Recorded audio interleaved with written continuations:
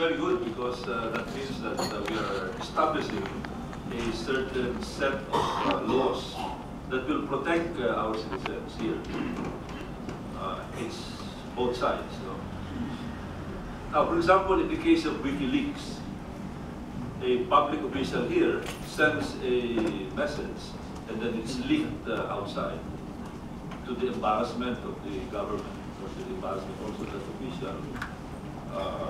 I would presume that that would be considered a crime under this law because that is illegal interception of let's say, an email that he's sending to, let's say, somebody else in the U.S. that will be embarrassing to both the official and the government as well as the country. The other one would be if that person is the recipient of an illegal, improper email from abroad without his knowledge, without his solicitation. We are familiar with what happened in the case of this, I forget his name now, I think he's in jail already, where he sent emails to certain public officials here in the Philippines. Aragoncillo, yes, Aragoncillo. Certain officials. Unfortunately, those officials have been the subject of legal action abroad, although they could not, although their arm is not long enough to reach the Philippines. Aragoncillo is now in jail, but I understand that some of these officials have been blacklisted and their visas cancelled by the U.S. government. So that access their email, Mr. Chairman. So how would that be treated under this bill?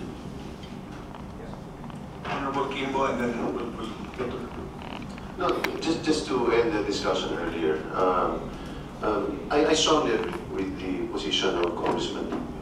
What we just need to make a distinction on really is to address that squarely is that in terms of search and seizure activities, there is very little limit as far as the judiciary is concerned. But I strongly agree as far as information or interception of information is concerned, because it's a highly sensitive activity that, if unbridled, can wreak havoc and create a police state as stated by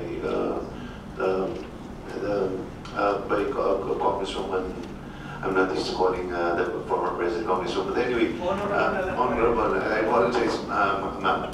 But I strongly agree, and in fact, I would like to strongly support and second the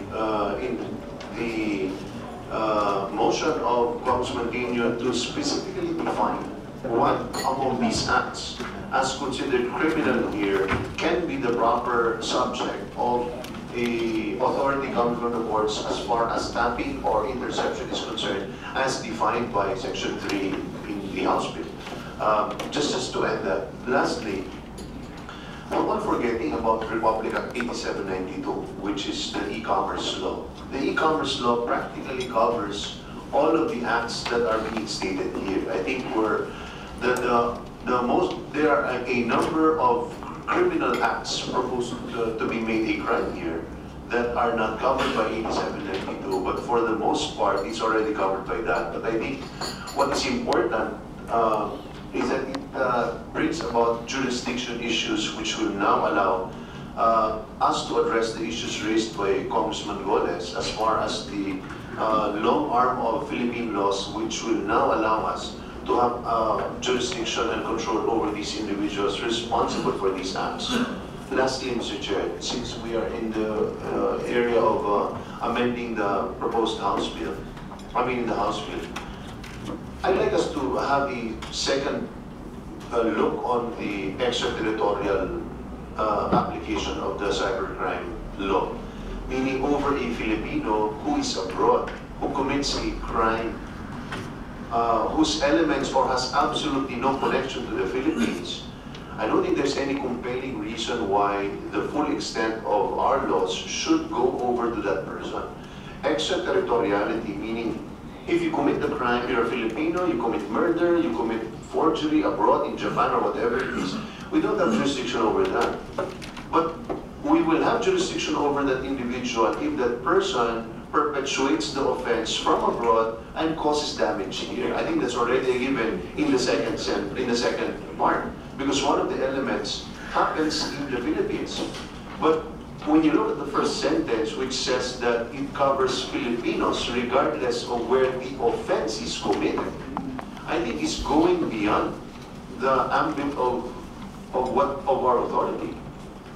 The law specifies in Article 2 of the Revised Penal Code when our laws will have extraterritorial application, meaning even if the crime is not committed in the Philippines, if it is committed abroad, we will still have jurisdiction because it affects the economy, forging of Philippine documents or obligations or monetary currencies.